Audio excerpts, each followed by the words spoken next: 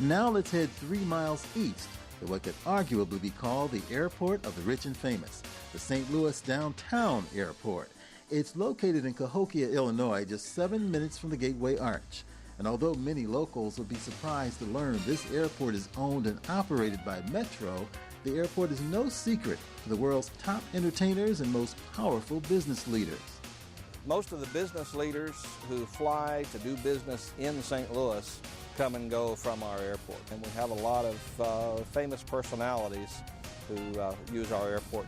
They come and go from our airport because they can come and go totally unnoticed.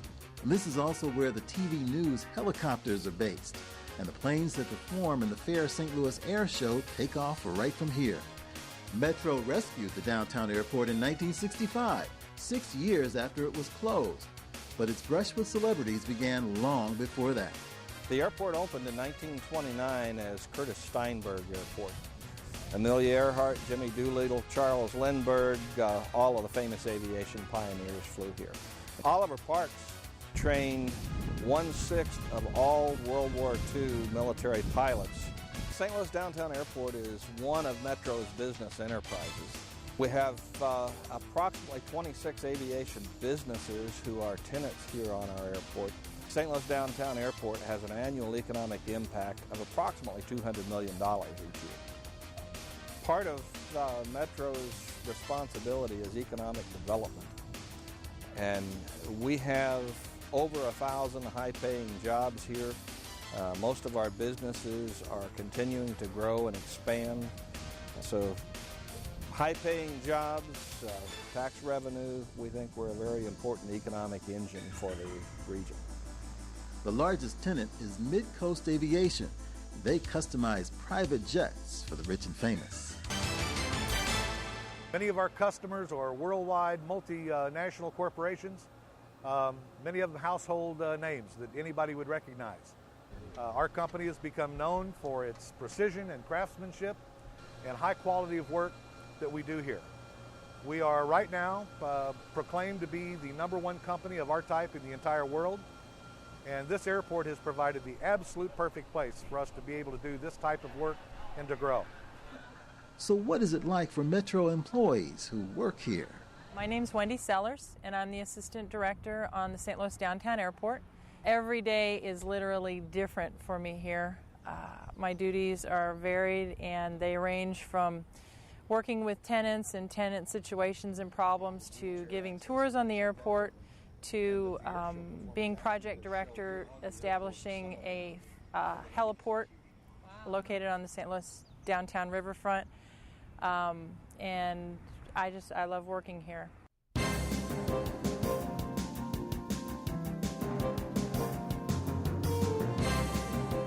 As we continue our tour, let's head west back to St. Louis.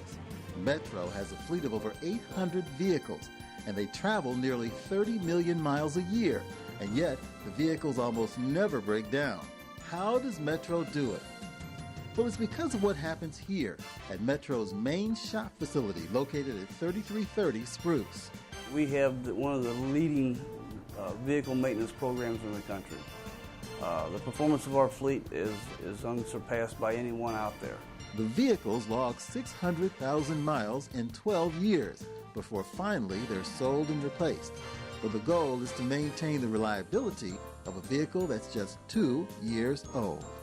The dependability of these vehicles is outstanding.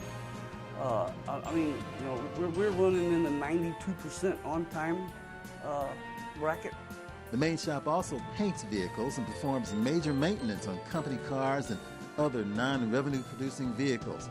In all, 86 mechanics work here.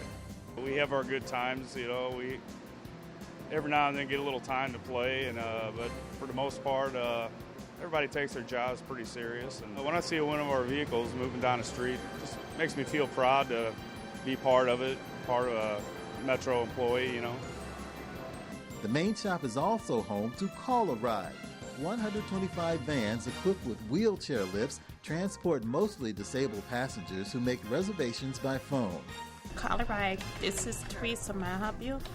This is where Call a Ride reservations are handled, and this room is where dispatchers communicate with the vans. It's real fun here. We have a great time. We have a good crew. We transport about 2,500 people per day, so we're constantly moving. There's a lot of things going on at all times. So if you like a fast-paced, high-energy situation, this is the place to be. This ready room is where van operators prepare for the day ahead. That includes reviewing their schedules and mapping the routes they'll take. Each day is a challenge. They can look to not being off on most holidays. The passengers that they carry can't fend for themselves. In a lot of cases, there's a lot of assistance to be given to those individuals, but it is gratifying in the fact that once you help an individual for the day, you know that you made their day. To me, the most rewarding experience is being able to go out and deal with the elderly and disabled, being able to transport them to locations where they need to go, helping out in that manner. How does that make you feel? It makes me feel good. Gia Outlaw and her colleagues are more than just good drivers. They have a passion to serve, and this is where that attitude is instilled.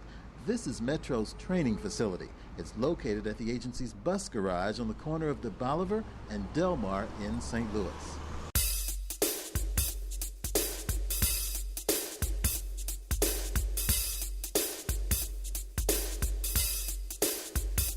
As an instructor, I can teach any individual how to drive a bus, but there are a lot more components in becoming an operator. It's a title that you earn with your professionalism out there on the road.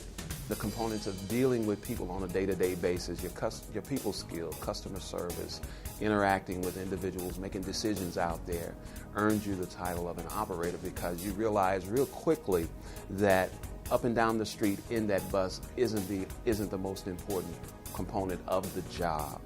Okay, it's servicing your customers. The top priority is safety, and this high-tech interactive computer lab allows instructors to simulate dangerous situations. And this operator is about to drive a bus simulator so realistic, the rear view shows the passenger seats. You're going to see some traffic begin to interact with you as you approach 49th Street. Operator number 2 is driving a yellow cab. Both can see each other on the computer screen. At your discretion, what I want you to do is I want you to cut in front of him real quick without any signaling, without any warning. I want to see how he's going to react. Trainers have complete control. They can even add the kind of surprises operators face daily on the road.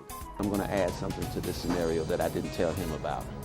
I'm going to go over here and I'm going to change the elements on him, okay? I'm going to give him a little rain and a little fog just to see how he reacts to all this drama.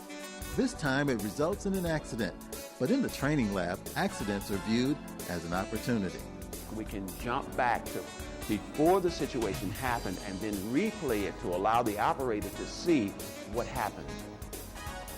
Use it as a training tool to point out what should have been done, what could have been done to avoid that situation. The de Bolivar facility is also Metro's largest bus garage.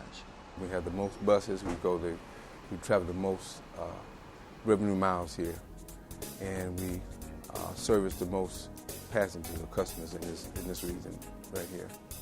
Our buses are all housed here. If you go on the lower level, you'll see the shop where the buses are maintained, especially those that don't need any major work.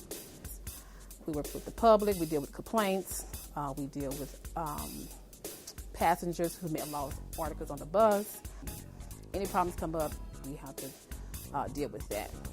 The people are very friendly, it's fun, there's never a dull moment. The people are very helpful, and there's no one that will turn their back to you if you have a question.